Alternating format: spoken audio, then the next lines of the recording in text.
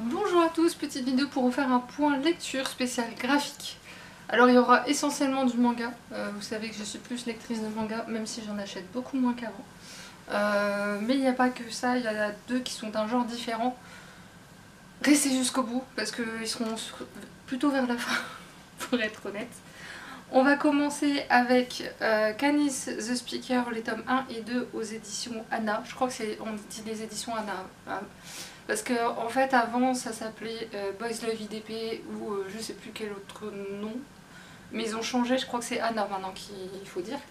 Alors par contre je vous le dis tout de suite, ils sont plus édités. J'ai eu la farce parce qu'en fait il existe un tome 3 et 4 que je voulais aller acheter, vu ce qui se passe dans ces tomes là. Mais ils sont plus édités, alors je me dis peut-être qu'un jour ou l'autre ils sont réédités, donc sans savoir je vous en parle quand même.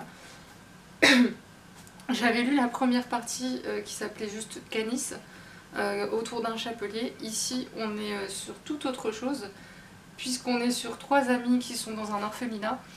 Et il se passe des choses très bizarres et on va les retrouver adultes, dès le premier tome. Hein. Dès le premier tome c'est comme ça. On les retrouve adultes où l'un d'entre eux va recroiser la route d'un autre. Ils ont chacun choisi un métier dans le but de se retrouver pour faire simple. J'en dis pas plus. Honnêtement j'ai trouvé ça un peu bizarre et très étrange. En plus on est sur un type de relation entre les trois personnages assez étonnant. C'est pas quelque chose qu'on croise souvent puisqu'on est sur pas un triangle amoureux mais un trouble. Et je n'étais pas sûre d'adhérer, mais au final en fait ils se complètent tellement bien, les trois personnes se complètent tellement bien que c'est passé. Et il n'y a rien de vulgaire en plus, c'est ce qu'il y a de bien. Il pourrait. Après il y a des choses qui sont suggérées par rapport à un des personnages qui vit des choses totalement atroces. Du coup je me suis retrouvée embarquée dans cette série et à la fin du tome 2 je voulais savoir ce qui se passe dans la suite et malheureusement, comme c'est pas édité, je sais même pas si je vais les garder parce qu'une part de moi dit garde-les, on sait jamais, peut-être qu'un jour ils seront réédités. Et l'autre me dit bah j'ai plus de place en fait. J'ai plus de place. Je vais pouvoir remettre une toute petite bibliothèque, mais c'est tout ce que je pourrais faire, je pourrais rien faire d'autre. Après j'ai bien des idées, mais je veux pas en fait le faire. Bon, bref, on va pas s'étendre là-dessus. J'ai lu le tome 2 de La forêt magique de Oshigahara de Issei Iwaoka, donc le tome 2 comme j'ai déjà dit, mais c'est pas grave, aux éditions Le Renard Doré. Que dire de ce tome 2 et comment vous parler de cette série? Je la trouve très particulière, très... En fait c'est l'histoire d'un jeune homme qui se retrouve dans une forêt et qui est chargé d'aider des... Je peux pas dire des personnes, je vous laisse découvrir pourquoi, mais il y a des personnes mais il n'y a pas que des personnes. Il est chargé de les aider et si ces personnes, une fois qu'elles ont eu l'aide dont elles avaient besoin, il leur demande de tamponner une carte, le but étant qu'à la fin ils puissent rejoindre une personne dont je dirai rien non plus parce que voilà. Je sais pas jusqu'où je peux aller en fait. Je sais pas jusqu'où je peux aller, je vous dis, elle est vraiment atypique cette série, elle est très douce, elle est très... Dans le premier tome, je me souviens qu'à la fin, j'étais presque apaisée. Et là, dans ce tome 2, on est sur quelque chose d'un peu moins...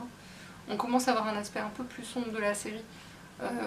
Mais ça passe, c'est pas encore... voilà, si vous n'aimez pas les choses sombres, c'est pas non plus un truc hyper violent ou quoi que ce soit. Ça reste encore... J'aime beaucoup cette série. Je suis incapable de la définir, de la mettre dans une catégorie. J'aurais tendance à dire du fantastique. Mais... il y a 5 tomes en tout.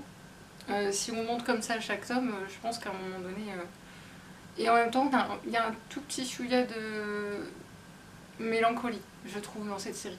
C'est rare de trouver de la mélancolie dans un livre, et c'est agréable, honnêtement. Moi, j'aime bien. J'aime beaucoup le personnage central, en plus, qui est très bienveillant, très gentil. Il fait pas ça juste pour avoir le tampon, limite, il oublie souvent, en fait, de demander le tampon. Il fait ça parce qu'il est comme ça. Et ça, c'est beau. Ensuite, Conte fabuleux de la nuit de Miyako Miya, le renard doré. Vous voyez le sourire que j'ai. Je l'ai acheté sans trop savoir de quoi ça parlait. J'ai juste vu la couverture, le renard doré, j'ai dit, je sais pas, j'aime bien le titre, j'aime bien ça, j'achète. Voilà, j'ai pas cherché plus loin et j'ai bien fait. En fait, ça, on suit au tout début, on a une petite fille avec sa mamie et sa mamie lui dit je vais te raconter une histoire. Et en fait, après, on a 14 récits très courts et qui nous rappellent tous, qui nous renvoient tous à des contes de fées ou des histoires pour enfants ou des films qu'on a pu voir, mais détournés, mais totalement détournés, mis au goût du jour en fonction du monde dans lequel on vit, avec beaucoup de bienveillance aussi. J'ai adoré. Il y a même des références à des jeux vidéo. Il y a des fois les dessins, je dis oh, ça me rappelle trop ce jeu vidéo. J'aime bien. Je n'ai pas montré les graphismes, c'est vrai, je suis en train de penser. Alors là, pour le coup, les graphismes peuvent être un peu étonnants. Moi, j'avoue que ça m'a un peu étonnée.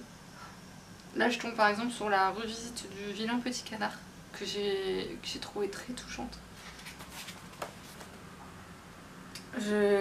Franchement, est-ce que je le mettrai en coup de cœur? Je sais pas. Il y avait aussi une histoire qui m'a fait rigoler.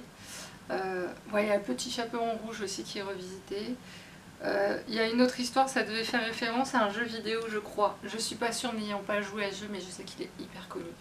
Et j'ai pas le nom là tout de suite en tête, mais ça me rappelait un peu ça. Et il y a une autre histoire qui m'a fait rigoler parce que c'est avec des livreurs. Et comme j'étais factrice, forcément en voyant ça, je me disais oh, heureusement qu'en tant que facteur on bosse pas comme ça, hein, parce que on n'aurait plus d'eau avant longtemps. Il était très très beau et très bien fait, ça a donné le sourire, on retombe en enfance et en même temps, je pense que pour la nouvelle génération, il faut leur faire lire. Vraiment. Ça évitera les Disney et autres... Enfin bref, ces choses-là auxquelles j'adhère pas trop en fait. Ensuite, Les Carnets de l'apothicaire, le tome 13 chez Kiyun. Le tome 13 que j'attendais tellement au regard de ce qui se passe à la fin du tome 12. Je n'en pouvais plus d'attendre. Dès qu'il est sorti, je l'ai acheté. Bon, j'ai dû attendre un peu parce que ma libraire ne l'a pas eu dans les médias. J'étais très étonnée. Parce que ça, pour le coup, elle aussi, elle s'en fond dedans. Donc voilà. Encore un coup de... Enfin, je vais pas dire un coup de cœur parce que maintenant, c'est... Voilà. Tous les tomes sont au même niveau et ça descend pas. Il y a eu une fois, c'était un chouïa en dessous, mais de rien du tout. Et là, en fait, je m'attendais à ce qu'on reprenne là où on s'arrêtait, et ben pas du tout. Pour bien nous surprendre, ceux qui ont lu, vous savez de quoi je parle. Et j'ai adoré parce qu'en fait, tout le long du tome, par moment, il y a une petite référence à la scène finale du tome précédent. Mais de manière tellement drôle, mais franchement drôle, j'ai adoré. Je vais pas dire que les enquêtes, j'en ai rien à faire, mais par contre, côté positif, c'est que maintenant, on voit un nouveau visage chez Jinchi. Jinchi, on le voit plus du tout de la même façon. Non seulement pour cette raison-là, mais parce que maintenant que Mao Mao connaît la vérité, elle voit un peu le double, voilà, la double personnalité entre guillemets. J'aime pas dire personnalité parce que c'est pas bien, mais vous voyez ce que je veux dire. Le double jeu, voilà. J'ai adoré. Fruit Basket Another, le tome 3 chez Delcourt Tonkam. Alors là, il faut bien un bémol quelque part. J'ai adoré Fruit Basket. Fruit Basket est le tout premier manga que j'ai lu, donc forcément j'ai un lien avec ce manga particulier. Tous ceux qui ont lu Fruit Basket, l'original, qui est d'ailleurs réédité, je crois, en version semi-intégrale ou un truc du genre, je sais plus trop. Enfin bref, je vous la recommande plus. Le Fruit Basket simple, allez-y, foncez, vous allez kiffer. Par contre, la Another, sur cette série-là, en fait, on suit les nouvelles générations. Et on voit qu'il n'y a plus l'élément central de la série de base. Et j'ai du mal à suivre, j'ai du mal à retrouver quel personnage est qui et quel est le rôle, etc. J'avoue que je suis déçue en fait. Je suis très déçue. Pourtant il y a du bon, hein. Là dans ce tome-là il se passe quelque chose d'hyper intéressant, une thématique dont on parle pas souvent et qui serait bien d'en parler. Parce que ça existe malheureusement ce genre de parents. Mais je pense que j'hésite à lire le tome 4. C'est le dernier, le tome 4. Et en même temps, j'ai vu un avis où apparemment les anciens personnages réapparaîtraient. Donc s'ils réapparaissent, rien que pour ça, je veux bien y aller. Mais de tous les tomes, Les anciens, à part celui-là, il y en a une qui réapparaît, mais c'est pas celle qui m'a le plus marqué. Tous les autres, on le voit pas. Alors moi, j'aurais bien aimé voir les parents apparaître à un moment donné. Alors que là, il y avait en plus une idée qui permettait de le faire. Donc là, je suis vraiment déçue. Et en plus, Natsuki Takaya elle nous avait commencé une super série dont j'ai plus le titre là en tête. Elle nous a fait 5 premiers tomes, après boum, plus rien. Que s'est-il passé? Qu'est-ce qu'elle devient d'ailleurs? Parce que franchement, je sais pas. Il y a un truc que j'ai pas suivi. On reprend pour les 2 derniers titres. J'étais pas sûre de tenir les fameuses 18 minutes que m'autorise mon appareil. Oui, je sais, il a du vécu. Il a je sais pas quel âge, mais bref. Il y a une... Alors, je regarde maintenant des séries thaïlandaises. J'aimerais bien regarder les coréennes, mais malheureusement, les coréennes, je suis pas sûre que ce soit possible de manière légale, en tout cas. Et il y en a une dont j'ai vu plein d'extraits sur YouTube, et à un moment donné, je me suis dit, je veux la voir cette série, ça me saoule. Et j'ai vu que le webtoon dont est adapté cette série sortait en français. J'ai appris ça totalement par hasard, je l'ai commandé à ma libraire. Je l'ai lu le soir même de l'achat, tellement je voulais le lire. Pardon. C'est Cherry Blossom After Winter de Bamboo, j'espère que ça se dit comme ça, le tome 1 aux éditions Kibooks, je suppose que c'est ça. Parce que c'est la première fois que j'achète un webtoon, je crois. Non, c'est pas la première fois, j'en ai déjà acheté d'autres. N'importe quoi. J'avais acheté la série Bâtard et j'avais commencé Sweet Home, voilà. Je le cherchais dans ma bibliothèque, mais il est caché. Sweet Home, un jour j'essaierai peut-être de suivre. J'hésite à suivre en fait cette série, elle a l'air vachement violente. Si quelqu'un a lu Sweet Home, dites-moi en commentaire si je peux y aller et si c'est pas trop gore pour moi. Parce que le tome 1 ça allait, mais comme c'est un tome de présentation, j'ai un peu peur que la suite soit trop. Ça aille trop loin pour moi. Bref, donc j'achète pas vraiment de webtoon parce que je trouve que c'est très cher pour ce que ça vaut. Ouais, donc je vais pas vous montrer ça. Pour vous donner un ordre d'idée. Voilà. En fait, on suit Hebom qui a perdu ses parents à l'âge de 7 ans. Il a été recueilli par la meilleure amie de sa mère, pardon, qui l'a adopté. Et du coup, il cohabite avec le fils de cette dame. Et pendant des années, on a l'impression que ce jeune homme qui s'appelle... Comment déjà? Il n'y a pas son nom. Ah si, Taesung. Pendant des années, Taesung, on a l'impression qu'ils se fuient mutuellement, on sait pas trop, c'est un peu tendu entre les deux. Et sauf que là, on arrive, je sais plus en quelle classe ils sont à ce moment-là. Est-ce qu'ils sont au lycée? Je sais plus. Enfin bref. En terminale, voilà. Donc j'avais raison, en terminale. Et en fait, il est victime de harcèlement, et sauf que cette année est spéciale puisqu'il va se retrouver dans la même classe que Taesung, ce qui n'est jamais arrivé. Et je vous laisse lire la suite. Le harcèlement est très bien dépeint, je trouve, parce qu'en plus, Ebom est très timide, d'une timidité maladive. Et je trouve que le harcèlement est très bien décrit, juste comme il faut. J'aime beaucoup le personnage, Ebom est très touchant, et Taesung est comment dire, assez impressionnant comme personnage. Enfin, pas impressionnant, mais vous savez, ce genre de personnage taiseux où on sait pas ce qu'ils ressentent. Voilà, on dirait mon frère limite. Mais pardon. Mon frère parle pas des masses, c'est pour ça que je dis ça. L'inverse de moi.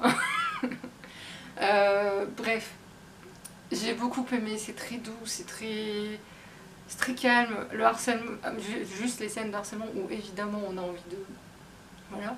Mais tout le reste, c'est d'une douceur. Enfin, quand je vous montre le graphisme, je vais éviter de vous montrer des scènes spoilantes. Mais vous voyez ça, je trouve que les planches sont très douces, c'est pas surchargé, c'est chouette. Donc j'ai hâte de lire la suite qui sort fin d'année. Enfin, fin d'année, financièrement, ça va être compliqué avec toutes les sorties qu'il y a. Il faudra que je fasse un point et que je note tel mois, telle sortie, parce que je ne vais pas y arriver. J'essaie maintenant en fait de programmer mes achats, parce que sinon ça va devenir très compliqué financièrement. Et enfin, Horizon Oblique, je me trompe tout le temps sur le titre. Donc Horizon Oblique de Richard Blake aux éditions Urban. Cette série, cette BD, pardon, m'a été présentée par mon ami libraire. Et j'ai eu un coup de foudre pour les graphismes. Oui, en BD, je peux avoir un coup de foudre pour des graphismes. Je sais pas où je vais trouver la planche qu'elle nous avait montrée. Je lui en avais même voulu au début parce que je m'étais dit pourquoi tu nous montres les graphismes à la fin. Et en fait j'ai compris. Forcément. Forcément qu'elle nous montre ceux à la fin. Je vais pas y arriver. J'aurais dû mettre des post-it. Vous voyez là l'intérêt des post-it? C'est... Je peux déjà vous montrer ça, remarquez. C'est juste... en fait, on est dans un monde futuriste. Je réfléchis encore à comment je vais vous parler de cette BD parce que c'est très particulier. Ou je vous lis carrément la 4e de coup, ça va être plus simple. Voilà. Tout cela dépasse le seul sauvetage de Jacob et d'Elena, qui sont les parents de cette jeune fille. Quand bien même il demeure notre principal objectif, il s'agit d'autre chose, d'une pulsion, le besoin d'explorer les lisières de la réalité. En fait, dans un monde futuriste, on peut explorer des mondes parallèles. Si je me souviens bien, c'est des mondes parallèles. Ça m'a rappelé un peu Inception, dans le principe. Si vous avez vu le film Inception, où là on va dans le monde des rêves, ici c'est plutôt dans d'autres réalités. Mais dans le principe, c'est à peu près pareil. Mais c'est totalement différent, l'histoire n'a strictement rien à voir. J'ai tellement aimé. On a un personnage qui est un cyborg, je crois. Ouais, je vais dire cyborg, mais c'est peut-être pas le bon terme. Mais dans l'idée, c'est pareil, ça va être dans l'idée à chaque fois. Et j'étais passionnée par cette histoire, pleine, aussi étonnant que ça puisse paraître, pleine d'humanité. Alors que c'est bourré de nouvelles technologies, c'est bourré de plein de choses. Je me suis laissée tellement porter que d'habitude, quand vous lisez, vous imaginez un peu ce qui va se passer après. Là non, je suis restée dans l'instant présent jusqu'au bout. Et j'ai pas... Ah, et j'aime bien ça. Il y a une explication, hein, pourquoi dans ce monde futuriste il y a une vieille Citroën. Le paradoxe est juste mais impressionnant. C'est cette page-là que je voulais vous montrer, mais je ne vais pas la trouver. Je sais que je ne vais pas vous la trouver.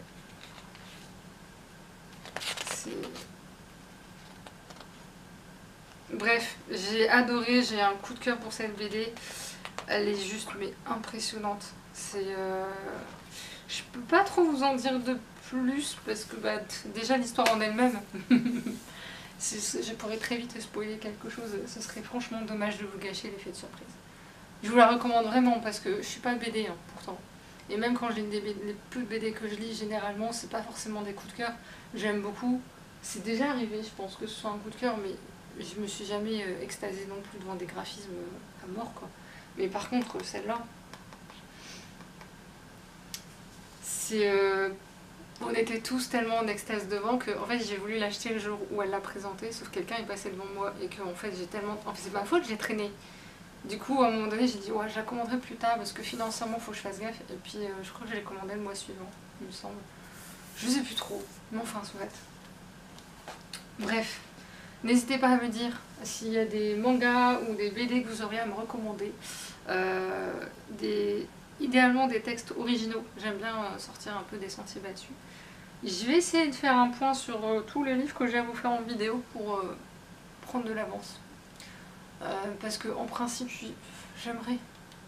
Je finis ma formation là bientôt. J'aimerais enchaîner sur une autre, mais vu ce que France Travail m'a dit, c'est mal embarqué. Bref, tout ça pour dire, n'hésitez pas à mettre en commentaire s'il y en a qui vous tentent, s'il y en a que vous avez lu, que vous aurez à me recommander, etc. Aussi au passage, s'il y a des personnes qui regardent des séries thaïlandaises, n'hésitez pas à me donner des titres de séries ou quoi, je regarderai. J'en ai déjà plein à regarder, mais j'aime bien avoir une petite liste d'avance. Parce que généralement je me regarde ça le soir avant d'aller dormir, ce qui est très bon pour les yeux, on est d'accord, hein, mais on s'en fout. Sur ce, je vous laisse et je vous dis à la prochaine. Salut!